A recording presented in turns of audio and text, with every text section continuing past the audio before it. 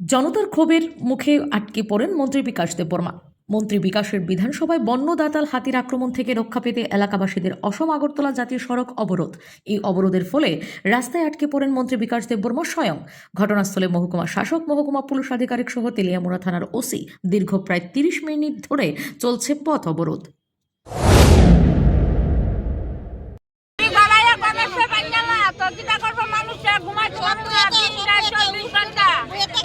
গণেশ, এই সমস্যা কালকে ঘর থেকে এক ট্যাঙ্ক রয়েছে বড় আর এক ট্যাঙ্ক হচ্ছে বাইরে। দেখ গণেশ আমার গাড়া কোন এলাকায় না? কতদিন ধরে আপনারা এরকম সমস্যা? কতদিন ধরে এরকম সমস্যা আপনারা?